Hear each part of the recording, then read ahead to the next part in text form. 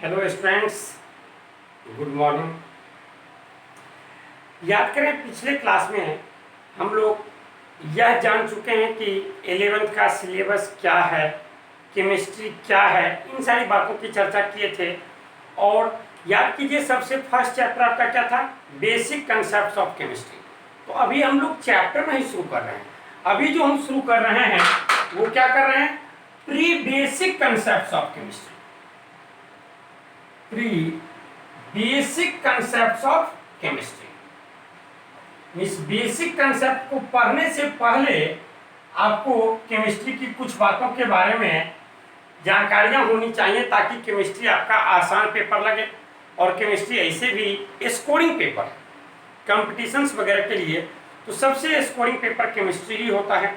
इसलिए आपका बेस जो होना चाहिए वो बिल्कुल स्ट्रॉन्ग होना चाहिए, तो आगे चल के समझने में आपको कहीं परेशानी नहीं हो। तो इसलिए हम लोग बात कर रहे हैं pre basic concept of chemistry.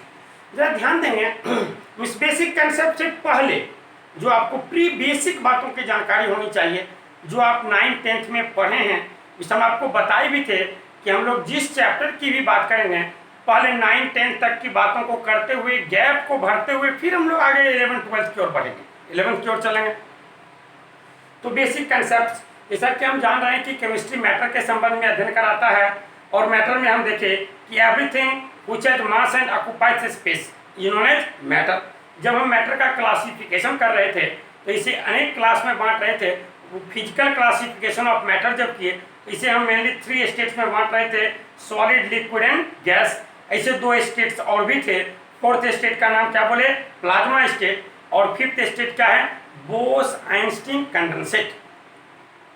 इसके आगे हम लोग देखें केमिकल क्लासिफिकेशन ऑफ मैटर। जब केमिकल क्लासिफिकेशन की बात करते हैं तो मैटर को 2 कैटेगरी में बांटा गया है, pure substances and mixture. Pure substances में क्या आते हैं, elements and compounds, elements and compounds.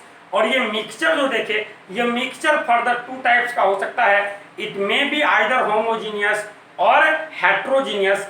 इस होमोजीनियस मिक्सचर को हम सॉल्यूशन के नाम से जानते हैं, और हेट्रोजीनियस मिक्सचर जो है इसमें हम लोग आगे और बात करेंगे, कोलॉइड्स एंड सस्पेंशन की बात करेंगे।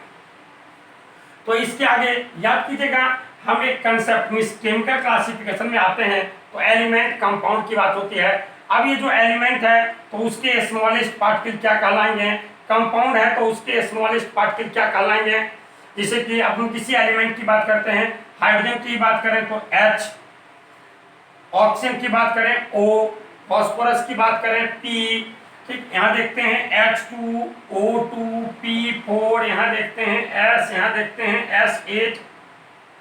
तो ये क्या है, हाइड्रोजन, ऑक्सीजन, फास्फोरस, सल्फर, ये सारे क्या हैं, एलिमेंट हैं। और यहाँ एटॉमिक फॉर्म में दिया गया है। जबकि एटम क्या होते हैं, जनरली एटम्स अनस्टेबल होते हैं, इसलिए एटम आपस में कंबाइन करते हुए मॉलिक्यूल का फॉर्मेशन करते हैं। तो अब ये जो बना, ये हाइड्रोजन का क्या है, मॉलिक्यूल है। इसका कॉम्बिनेशन कैसे हुआ है, तो इसका फॉर्मेशन जो हुआ है कैसे हुआ है, by the combination of 2 atoms of hydrogen. यहाँ क्या हुआ है, by the combination of 2 atoms of oxygen, by the combination of 4 atoms of phosphorus, by the combination of 8 atoms of sulphur. Similarly तो ये जो है, ये हमारा क्या है, ये मॉलिक्यूल है किसका, एलिमेंट का। अब अगर हम बात करें H2O, बात करें NH3, तो इसमें आप क्या देख रहे हैं, डिफरेंट ढंग के एटम्स हैं। इसमें यहाँ हाइड्रोजन का भी एटम है और क्या ऑक्सीजन का भी एटम है। तो क्या इसे हम हाइड्रोजन का मॉलिक्यूल या ऑक्सीजन का मॉलिक्यूल कर सकते हैं क्या, बिल्कुल नहीं, क्योंकि ये हाइड्रोजन या ऑक्सीजन है ही नहीं। इसकी प्रॉपर्टी बिल्कुल हाइड्रोजन और ऑक्सीजन के क्या है, डिफरेंट है। ये क्या है, हमारा कंपाउंड है, इसे हम क्या बोलेंगे, मॉलिक्यूल ऑफ वाटर। ये क्या होगा, molecule of ammonia. It means हमें एटम, मॉलिक्यूल, इन सभी टर्म की बात करनी थी। और याद कीजिएगा हम सबसे फर्स्ट टर्म लिखे भी थे, एटम एंड मॉलिक्यूल। तो बात करते हैं एटम एंड मॉलिक्यूल के संबंध में।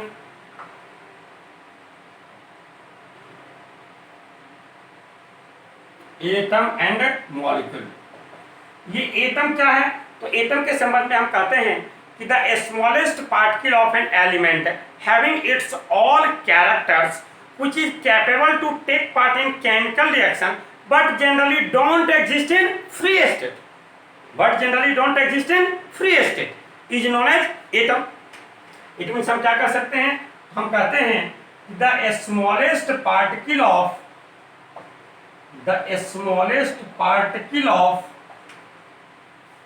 an element which is capable to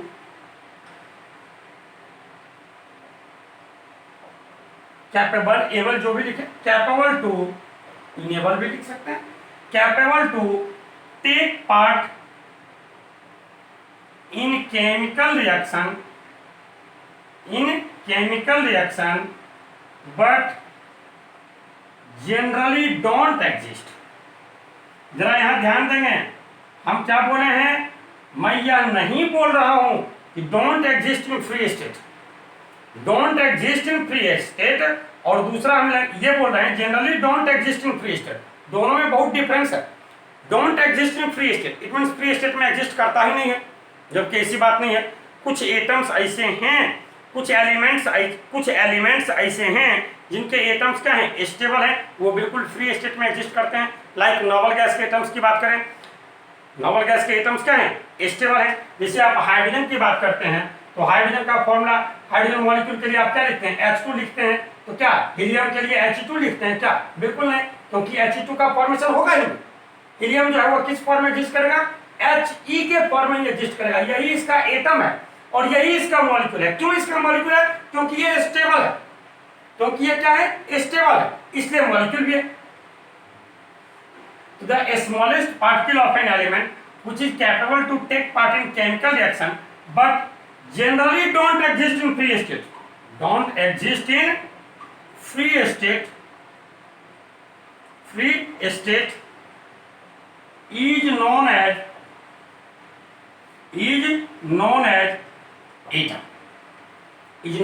atom।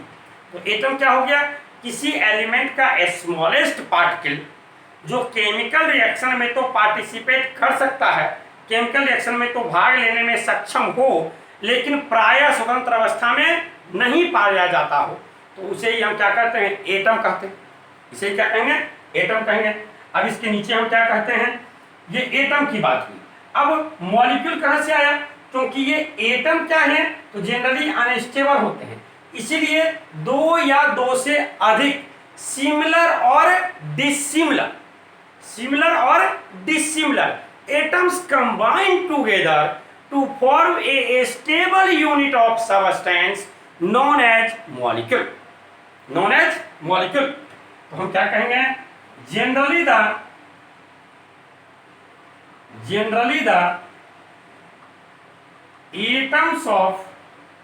atom of elements are unstable। Generally the atoms of elements are unstable, so two or more similar or dissimilar atoms combine together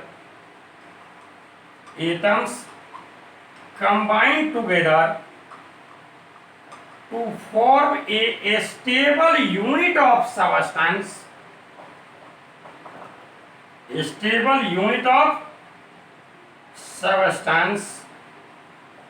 known as molecule। तो ये कैसे बनता है, तो generally the atoms of elements are unstable, so two or more similar or dissimilar atoms combine together to form a stable unit of substance. ये पदार्थ के stable unit का फॉर्मेशन किया, stable unit of similar or dissimilar, two or more similar or dissimilar atoms combine together to form a stable unit of substance known as molecule. तो अब देखिए बिल्कुल clear, आप समझ रहे होंगे ये मॉलिक्यूल भी दो ढंग के हो जाएंगे। एक क्या होगा भैया, तो सिमिलर एटम के कॉम्बिनेशन से बनेगा, इट मींस होमोन्यूक्लियर होगा, और दूसरा डिसिमिलर एटम के कॉम्बिनेशन से बनेगा तो वो क्या होगा, हेट्रोन्यूक्लियर होगा। तो जो सिमिलर एटम के कॉम्बिनेशन से बनेगा उसे हम क्या कहेंगे, मॉलिक्यूल ऑफ एलिमेंट कहेंगे। और जो डिसिमिलर एटम के कॉम्बिनेशन से बनेगा उसे हम क्या कहेंगे, मॉलिक्यूल ऑफ कंपाउंड कहेंगे।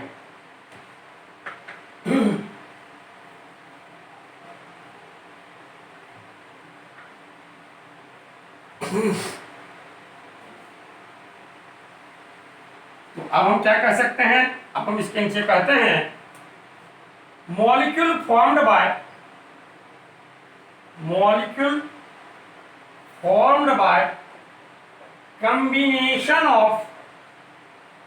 combination of similar atoms is known as molecule of element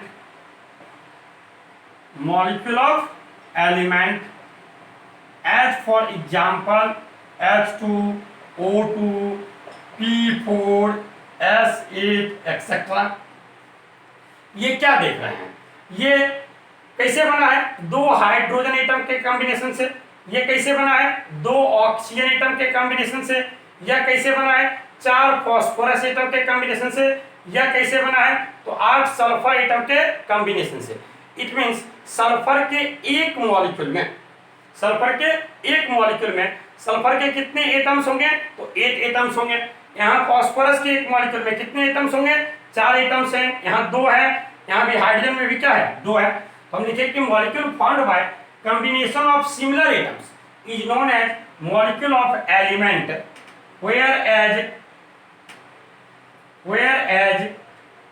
the molecule formed by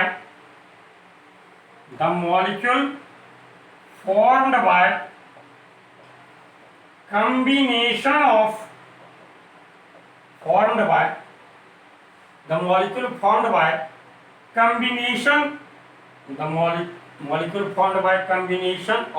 dissimilar atoms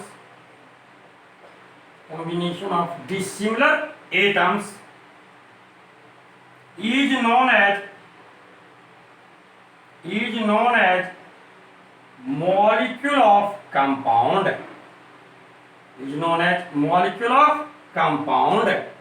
as for example जिसे हम बात करें H2, बात करें NH3, बात करें HNO3, बात करें C6H12O6, बात करें C12H22O11 एक्सेट्रा। ये C12H22O11 ये किसका फॉर्मूला हो गया जी, यही हमारा सुक्रोज है, चीनी है। ये हमारा क्या है, सुक्रोज है। ये हम क्या बोलते हैं, ग्लूकोज बोले, फ्रक्टोज बोले, आइसोमर है, आगे हम लोग जानेंगे। इसे सिर्फ ये सुक्रोज भी नहीं होगा, और भी बहुत सारे हो सकते हैं, माल्टोज हो सकता है, लैक्टोज हो सकता है, तो आगे हम लोग ठीक देखेंगे। ये सभी सिंपल सी बात कर रहे हैं, तो ये क्या बोल रहे हैं, वो आइसोमर डिपेंड आइसोमर्स होते हैं, सबका फॉर्मूला सेम ही होगा। आप जान भी रहे आइसोमर्स, ये ऑर्गेनिक में चर्चा हम लोग करेंगे अभी। तो देखिए कि molecule formed by combination of similar atoms, similar atom के कॉम्बिनेशन के द्वारा जो मॉलिक्यूल बना उसे हम क्या कर रहे हैं, मॉलिक्यूल ऑफ एलिमेंट कर रहे हैं। whereas the molecule formed by combination of dissimilar atoms, जो डिसिमिलर एटम के कॉम्बिनेशन से बनेगा उसे क्या कहेंगे, मॉलिक्यूल ऑफ कंपाउंड कहेंगे। इट मींस, अब जरा ध्यान दें, तो अगर आपसे यह पूछा जाए कि the smallest stable unit of substance, तो आप सीधी सी बात क्या बोल देंगे, मॉलिक्यूल। क्या बोलना है, मॉलिक्यूल बोलना है। इट मींस हम क्या कर सकते हैं, इसके नेट कंक्लूजन में हम क्या कर सकते हैं, हम कह सकते हैं it means the smallest stable unit of substance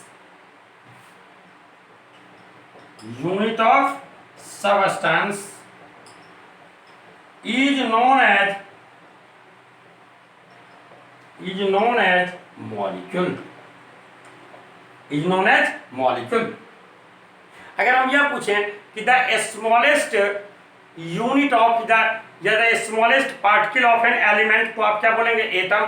हम अगर दूसरा क्वेश्चन पूछें कि the smallest and stable unit of element, तो क्या बोलेंगे, मॉलिक्यूल।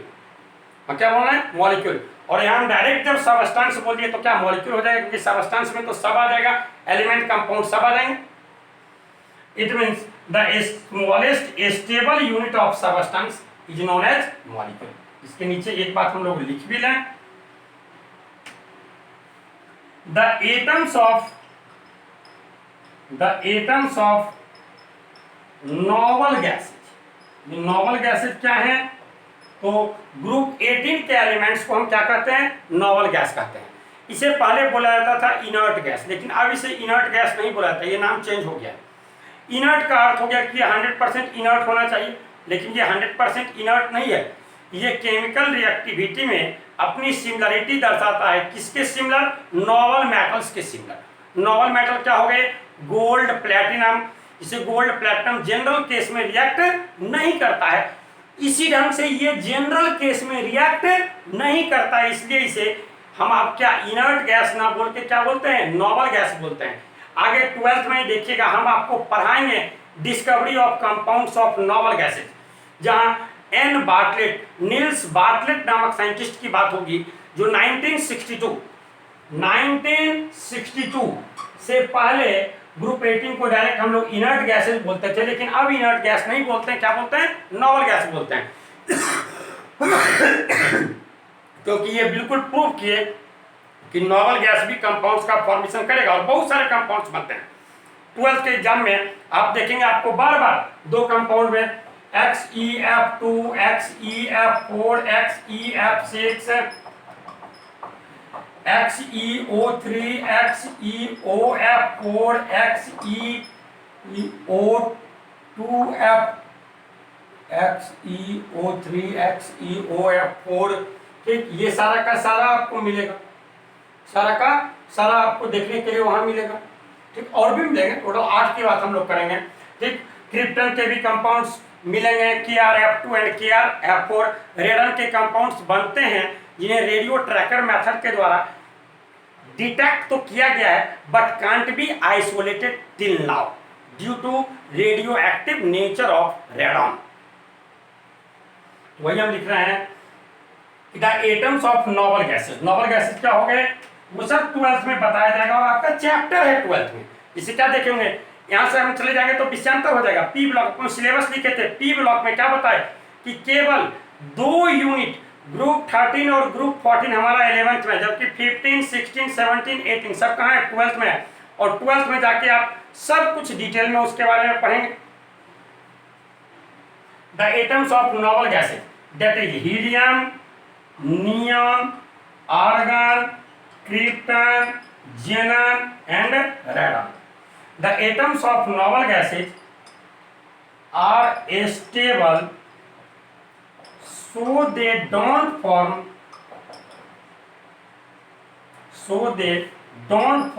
molecule। वो मॉलिक्यूल का फॉर्मेशन नहीं करते हैं। तो इस प्रकार के एटम को हम क्या कहेंगे?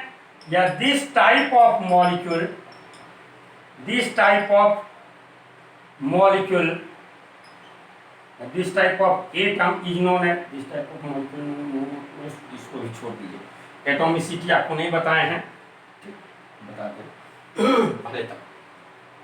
The atoms of novel gases, that is helium, neon, argon, krypton, xenon and radon are stable, so they don't form molecule. वो मॉलिक्यूल का फॉर्मेशन नहीं करते हैं and exist in atomic state, exist in atomic state, that is monoatomic molecule. तो ये molecule है और क्या है? मोनोएटॉमिक मॉलिक्यूल है, मींस इसका एटम ही मॉलिक्यूल है।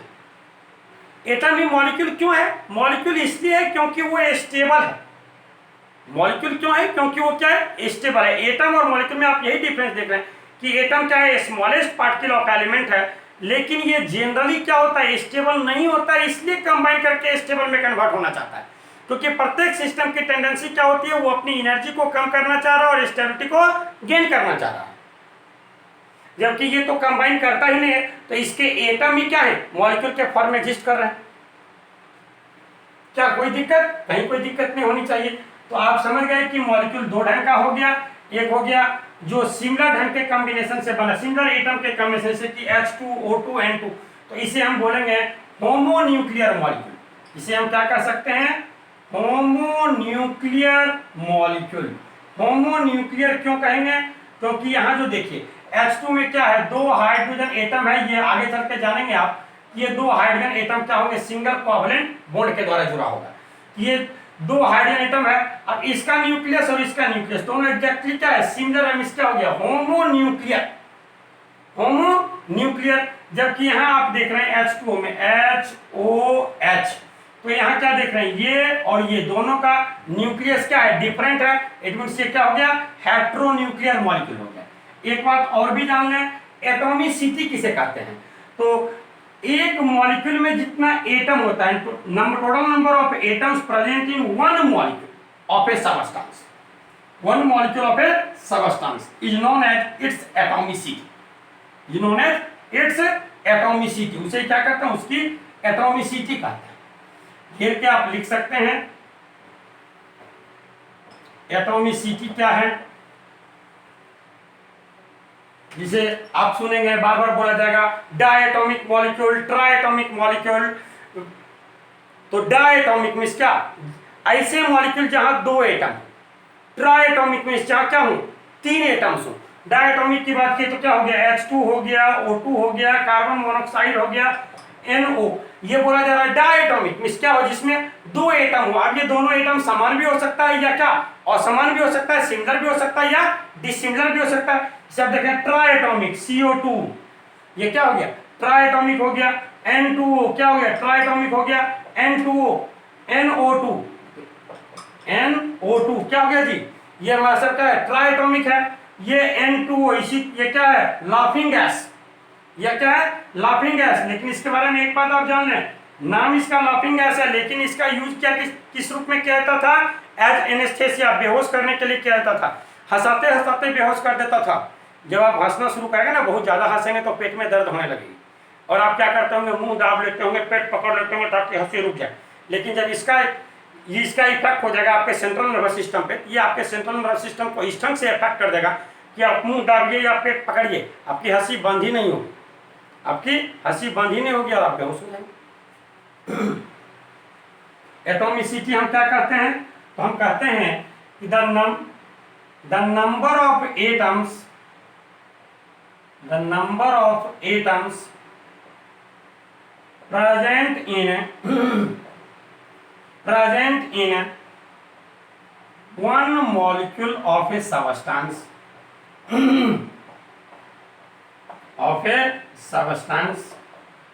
is known as its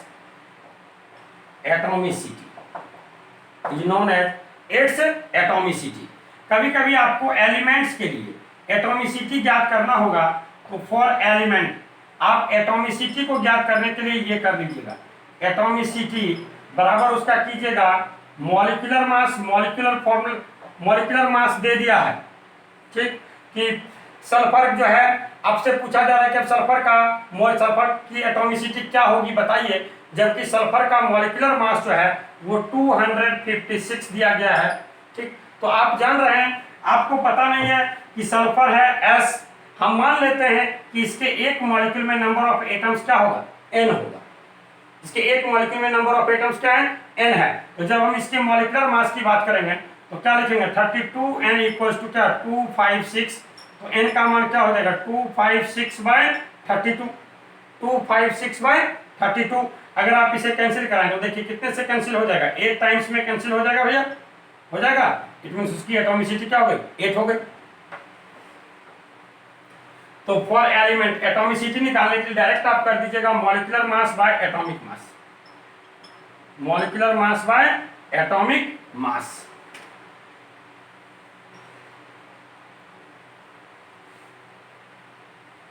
as for example हम बात करें कि द एटॉमिसिटी ऑफ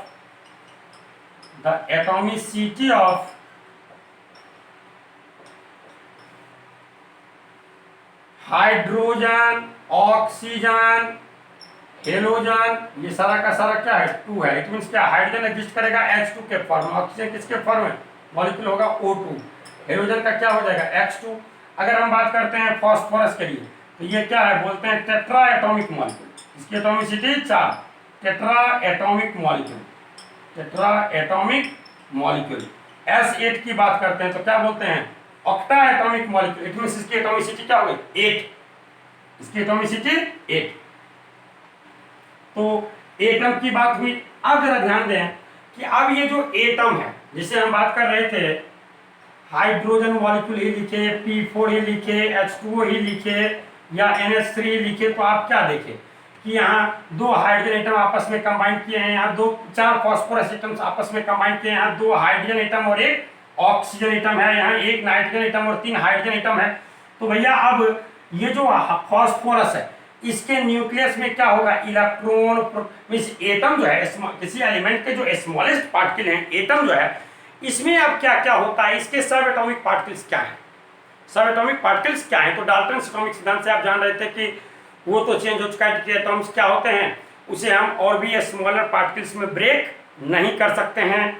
एक ही एलिमेंट के जितने भी एटम्स होते हैं सारे के सारे आइडेंटिकल होते हैं in all respect. Different elements के जितने भी एटम्स होते हैं वो क्या होते हैं, डिफरेंट होते हैं इन ऑल रिस्पेक्ट। लेकिन ये सारी की सारी बातें गलत साबित हो गई हैं मॉडर्न कंसेप्ट के अकॉर्डिंग। अब आप जानते हैं कि एटम्स को हम क्या और भी स्मॉलर पार्टिकल्स में ब्रेक कर सकते हैं, पहली बात। दूसरी बात, एक ही एलिमेंट के जितने भी एटम्स होते हैं सारे के सारे आइडेंटिकल नहीं होते हैं इन ऑल रिस्पेक्ट्स। अगर हम बात करें कार्बन 612 एंड कार्बन 614, तो ये दोनों तो एक ही एलिमेंट का एटम है ना भैया, कार्बन का ही एटम है, इसे क्या होना चाहिए, आइडेंटिकल होना चाहिए in all respect. All respect में आइडेंटिकल कहाँ है, इसका देख रहे हैं क्या है, मास नंबर क्या है, दोनों का डिफरेंट डिफरेंट हो रहा है। अगर हम बात करते हैं कि डिफरेंट एलिमेंट्स के जितने भी एटम्स होंगे वो क्या होने चाहिए, डिफरेंट होने चाहिए इन ऑल रिस्पेक्ट, तो ये भी देखते हैं कि गलत साबित हो गया आइसोबार की खोज होने पे। अगर हम कैल्शियम की बात करें 20 40 और आर्गन की बात करते हैं ये भी दिखते हैं 18 और क्या 40, तो आप क्या देख रहे हैं, दोनों तो डिफरेंट एटम है तो इनकी सारी की सारी प्रॉपर्टी क्या होनी चाहिए, डिफरेंट होनी चाहिए। लेकिन आप क्या देख रहे हैं, इसकी एक प्रॉपर्टी तो क्या हो गई, सेम हो गई। इन सारी बातों को तो आप बिल्कुल 8 से ही पढ़ते चले आ रहे हैं।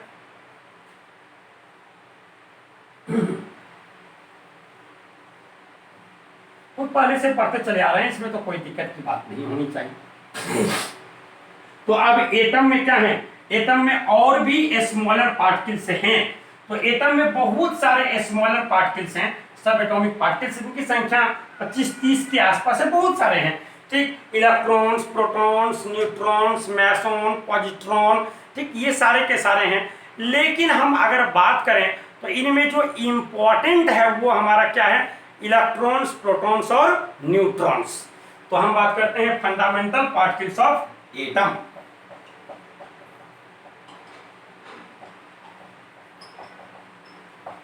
फंडामेंटल पार्टिकल्स ऑफ एटम, इसमें आप क्या जानते हैं, जरा ध्यान दें, जितने भी एलिमेंट्स हैं सभी सारे के सारे एलिमेंट्स के एटम क्या हैं, आइडेंटिकल इलेक्ट्रॉन्स, प्रोटॉन्स और न्यूट्रॉन्स से बने हुए हैं। सही में एक ही ढंग का इलेक्ट्रॉन, प्रोटॉन और न्यूट्रॉन है। जिससे अगर हम बात करें कार्बन 612 और नाइट्रोजन 714, इसे यहाँ प्रोटॉन इलेक्ट्रॉन हम देख रहे हैं 6 है, यहाँ संयोग से न्यूट्रॉन भी 6 ही हो रहा है, यहाँ प्रोटॉन इलेक्ट्रॉन न्यूट्रॉन सबका है 7 है। तो अगर हम यहाँ देखें कि यहाँ जैसा प्रोटॉन है और यहाँ जैसा प्रोटॉन है, दोनों प्रोटॉन एग्जैक्टली क्या होगा, आइडेंटिकल होगा। इलेक्ट्रॉन जैसा यहाँ है उसी ढंग का यहाँ है, न्यूट्रॉन जैसा यहाँ है उसी ढंग का यहाँ है, केवल उनका नंबर क्या है, डिफरेंट है फॉर डिफरेंट एटम्स। इसलिए इन्हें हम क्या कहते हैं, fundamental particles of the atom कहते हैं। तो इट मींस हम इसमें एक लाइन क्या लिख सकते हैं कि the atoms of all elements, the atoms of all elements are made up of by identical electrons, protons and neutrons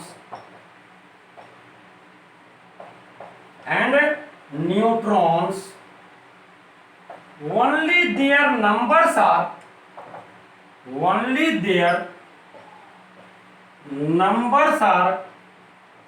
different for different atoms,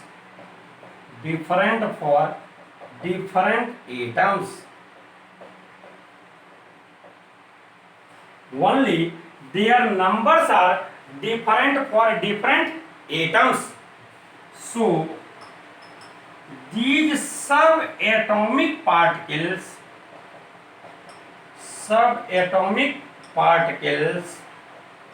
are known as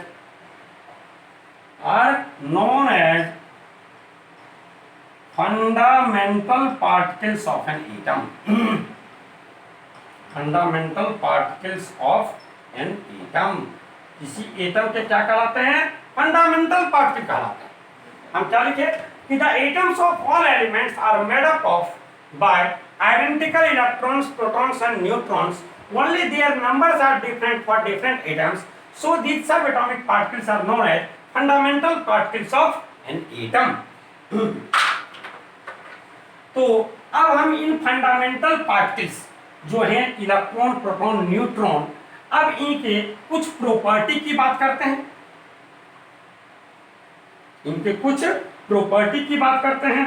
ये सारी की सारी बातों का हम प्री बेसिक कंसेप्ट से चल रहे हैं, उन सारी बातों की चर्चा करते हुए आगे बढ़ रहे हैं, जिससे आप बिल्कुल सही तरह जान रहे हैं और 2-3 दिन में बिल्कुल सारी बातों को जानते चलेंगे, गैप्स को भरते चलेंगे और फिर पढ़ते चलेंगे, तो देखिएगा कहीं दिक्कत नहीं होगी। अगर हम बात करें, इनके प्रॉपर्टी की बात करना चाह रहे हैं,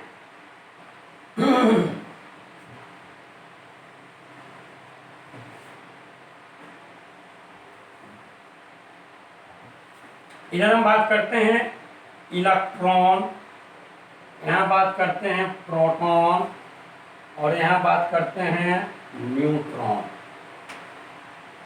और इधर देखते हैं प्रॉपर्टी।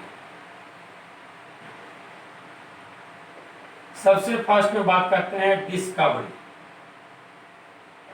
तो जैसा कि आप जान रहे हैं, इलेक्ट्रॉन की डिस्कवरी किसके द्वारा हुई है?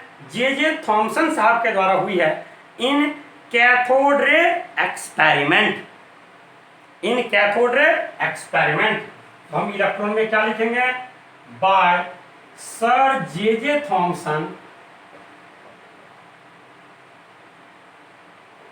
In cathode ray experiment. Cathode ray experiment by sir J Thomson in cathode ray experiment. Proton की डिस्कवरी जी गोल्डस्टीन के द्वारा, by Goldstein in anode ray experiment. In anode ray experiment. और neutron की discovery, neutron की discovery तो electron और proton की discovery के बहुत ही बाद हुई है भैया, और इसकी डिस्कवरी तो 1935-1932 के आसपास हुई है। बताइए किनके द्वारा की गई है? जेम्स चैडविक, जे चैडविक के द्वारा इन न्यूक्लियर रिएक्शन, नाभिकीय विखंडन में हुआ था। ठीक, तो हम क्या लिखते हैं? By J Chadwick, by James Chadwick in a nuclear reaction. By J Chadwick in a nuclear reaction. तो अभी हम बात किए इलेक्ट्रॉन, प्रोटॉन और न्यूट्रॉन की डिस्कवरी किनके द्वारा की गई है, इससे संबंधित बातों। अब दूसरे में बात करें नेचर। इलेक्ट्रॉन का नेचर कैसा है? तो बिल्कुल आप लोग सभी जान रहे हैं, इसमें किन्हीं को कोई दिक्कत नहीं है भैया। क्या होता है? तो ये निगेटिवली चार्ज पार्टिकल है ना, निगेटिवली चार्ज्ड पार्टिकल्स। ठीक, अगर हम प्रोटॉन की बात करें तो ये क्या है? पॉजिटिवली चार्ज्ड पार्टिकल्स है, पॉजिटिवली चार्ज्ड पार्टिकल्स है। और अगर हम न्यूट्रॉन की बात करें तो ये क्या है? न्यूट्रल है, उदासीन है, इस पर कोई चार्ज नहीं, इस पर कोई चार्ज नहीं है, क्योंकि जब इसे इलेक्ट्रोमैग्नेटिक फील्ड से हम पास कराए तो ये क्या हुआ? पॉजिटिव पोल की ओर बेंड किया, जो क्या इंडिकेट कर रहा था? ये इटसेल्फ नेगेटिवली चार्ज है। ये क्या हुआ? नेगेटिव पोल की ओर बेंड करता है, जो क्या इंडिकेट करता है कि इटसेल्फ क्या है? पॉजिटिवली चार्ज है। जबकि वो क्या होता है? अनडिफ्लेक्टेड होता है, स्ट्रेट लाइन में पास कर देता है, जो क्या इंडिकेट करता है? उस पर किसी प्रकार का कोई चार्ज नहीं है। क्योंकि आप जान रहे हैं लाइक चार्ज क्या होता है भैया? Like charge, opposite charge attract each other, and like charge क्या होता है? जल्दी बताइए।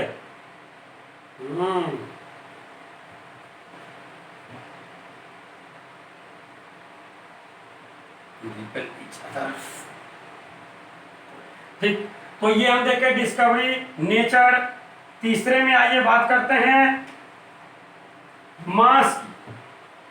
तीसरे में बात करते हैं मास की।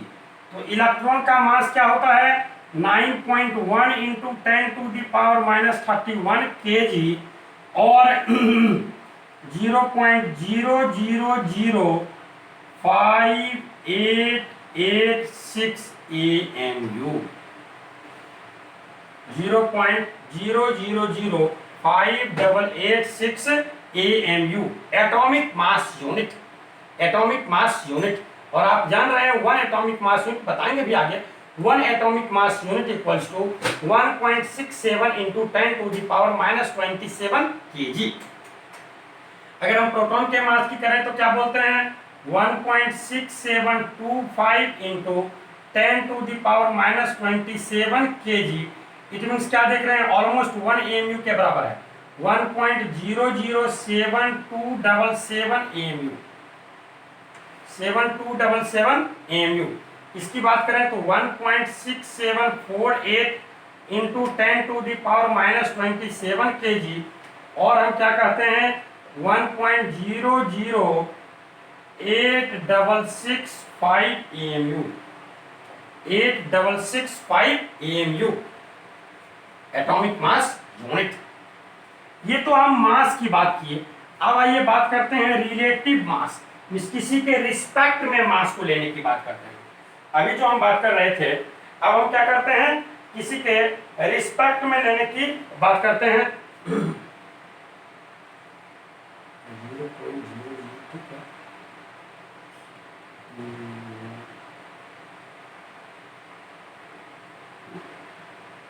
आइए फोर्थ में हम बात करने वाले हैं रिलेटिव मास के संबंध में बात करने वाले हैं। रिलेटिव मास के संबंध में हम किसी के रिस्पेक्ट में मास की बात करें तो आप बिल्कुल शुरू से जान रहे होंगे कि इलेक्ट्रॉन का मास जो होता है वो हाइड्रोजन के मास का क्या होता है 1837वां भाग होता है। इट मीन्स हम क्या कह सकते हैं 1/1837 of mass of proton that is negligible.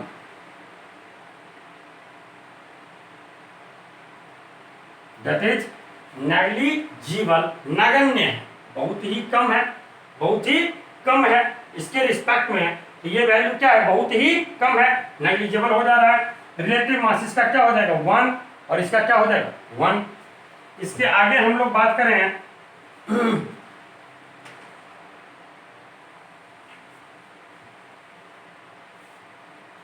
Charge की।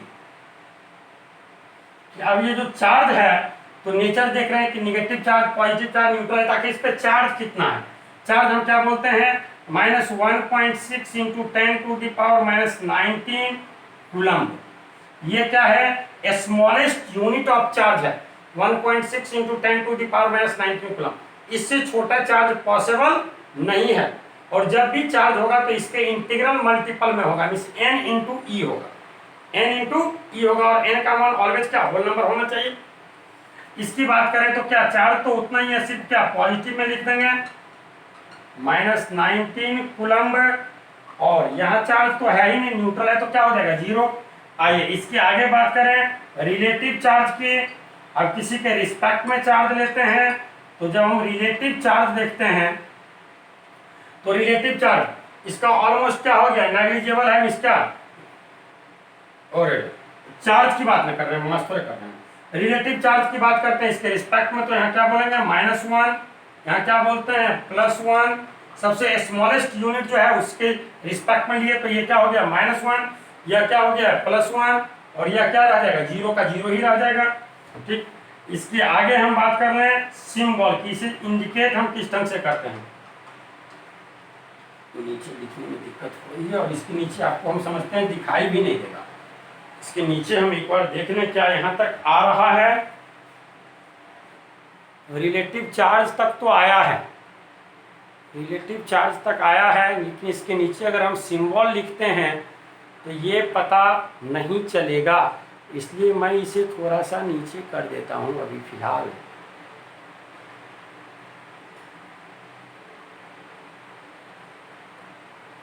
बस ये किसको सिर्फ लिखने के लिए। अगर हम सिंबल की बात करें तो इलेक्ट्रॉन के लिए सिंबल आप क्या लिखेंगे, ई, ठीक, ऊपर क्या लिखेंगे मास, तो इसका 0 दे देंगे, यहाँ चार्ज लिखेंगे इसका -1।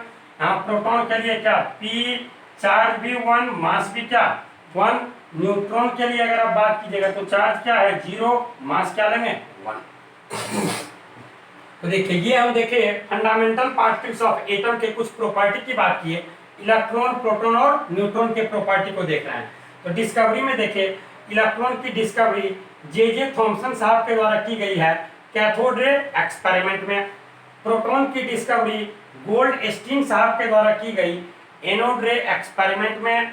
न्यूट्रॉन की डिस्कवरी जेम्स चैडविक साहब के द्वारा की गई है इन न्यूक्लियर रिएक्शन। अगर हम नेचर की बात करें तो ये निगेटिवली चार्ज पार्टिकल है या पॉजिटिवली चार्ज पार्टिकल है, और ये हमारा क्या है न्यूट्रल है। मास की बात कर रहे हैं, इलेक्ट्रॉन का मास 9.1 × 10⁻⁻31 kg और 0.0005886 AMU। इसकी बात कर रहे हैं 1.6725 × 10⁻⁻27 kg और 1.007277 AMU। यहाँ आप प्रोटॉन और न्यूट्रॉन में थोड़ा सा ध्यान दीजिएगा। प्रोटॉन का क्या देख रहे हैं 1.6725 × 10⁻⁻27, ये क्या है 1.6748 × 10⁻⁻27। मीन्स न्यूट्रॉन का मास जो है वो प्रोटॉन के मास से थोड़ा सा क्या है ज्यादा है। रिलेटिव मास की बात करें तो 1/1837 of mass of proton, that is क्या नेग्लिजिबल या हाइड्रोजन एटम भी बोल सकते हैं। यहाँ क्या बोलते हैं 1, और इसमें क्या बोलेंगे रिलेटिव मास 1। चार्ज की बात की तो चार्ज इसका क्या है -1.6 × 10⁻⁻19 कूलम, ये हो जाएगा प्लस में, यहाँ क्या 0। रिलेटिव चार्ज की बात करें -1 +1 0। सिंबल इलेक्ट्रॉन के लिए हम यह सिंबल यूज करते हैं, नीचे चार्ज को दर्शाते हैं, ऊपर मास को दर्शाते हैं, ठीक। लेफ्ट हैंड साइड सब स्क्रिप्ट में जो लिखेंगे चार्ज, सुपर स्क्रिप्ट में जो लिखेंगे वो मास। यहाँ चार्ज क्या है -1, मास क्या है ऑलमोस्ट 0। रिलेटिव की बात करते हैं, रिलेटिव चार्ज इसका चार्ज भी क्या है 1 और मास भी क्या है 1, उसका चार्ज क्या देख रहे हैं 0 और मास क्या है 1। यहाँ तक की बातों को आप लिखें।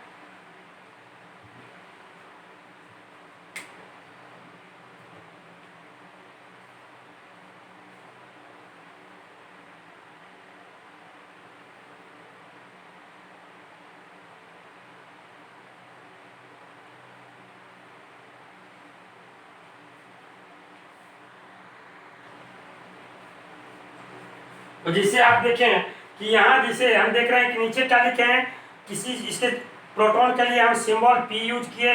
यहाँ लेफ्ट हैंड साइड हम क्या सब स्क्रिप्ट में चार्ज को लिखे हैं और सुपर स्क्रिप्ट में क्या लिखे हैं मास को लिखे हैं। इसी ढंग से एलिमेंट के लिए भी हम करते हैं, जैसे कि कोई एलिमेंट लिखते हैं सोडियम, सोडियम के लिए हम सिंबल लिखे Na, आप देखते हैं यहाँ लिखा होता है 11, यहाँ क्या लिखा होता है 23।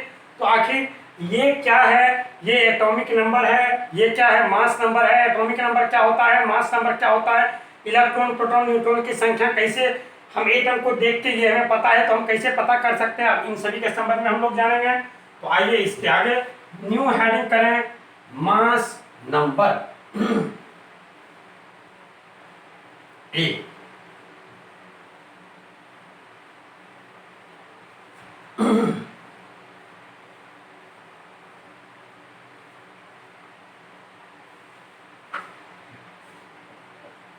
न्यू हेडिंग करते हैं मास नंबर। एटॉमिक मास नहीं बोलना है, कुछ बच्चे क्या करते हैं वो एटॉमिक मास बोल देते हैं। एटॉमिक मास बिल्कुल गलत है भैया, क्योंकि एटॉमिक मास मैक्सिमम एलिमेंट्स का क्या होता है फ्रैक्शन में ही होता है, जबकि मास नंबर कभी भी फ्रैक्शन में नहीं हो सकता है। एटॉमिक नंबर क्यों फ्रैक्शन में हो जाता है, क्योंकि आप इसका रीजन जान रहे हैं और ये सब आगे हम बताने वाले हैं कि ये आइसोटोपिक मास का क्या होता है एवरेज वैल्यू होता है। आप याद कीजिए, पहले बताएं तो हम बताते हैं, इसी ध्यान से सुनिएगा। क्लोरीन 2 आइसोटोप के फॉर्म में पाया जाता है, क्लोरीन 35 और क्या क्लोरीन 37। लेकिन अगर हम आपसे पूछते हैं कि क्लोरीन का एटॉमिक मास बोले तो क्या बोलिएगा 35.5 बोलते हैं, ये इसका एटॉमिक मास है। हाइड्रोजन का एटॉमिक मास क्या बोलते हैं 1.008 होता है।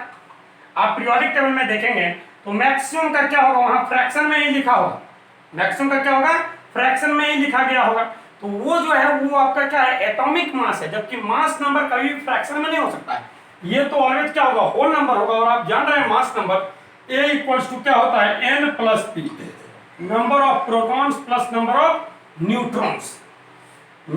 मिस P प्लस N या बोलिए N प्लस P, बात तो सेम ही है, ठीक। Number of neutrons plus number of protons, ये हमारा जो है इसी का सम जो होता है वो क्या होता है, A होता है, मिस मास नंबर होता है। तो बताइए क्या न्यूट्रॉन की संख्या या प्रोटॉन की संख्या कभी फ्रैक्शन में हो सकती है क्या? ये कभी भी आपका फ्रैक्शन में नहीं आएगा। फ्रैक्शन में जो मिलता है वो हमें क्या मिलता है, एटॉमिक। यहाँ से mass number, atomic number, electrons, protons, neutrons को निकालने की बात करेंगे। फिर हम न्यूट्रॉन मॉलिक्यूल में देखेंगे, फिर आयनिक स्पेसीज में देखेंगे। फिर अब जैसे हम बात किए ये और ये दोनों क्या है, क्लोरीन की तो बात हो रही है, मीन्स दोनों क्या, दोनों में एक चीज देख रहे हैं, डिफरेंट है, इन दोनों के बीच कुछ ना कुछ रिलेशन होगा।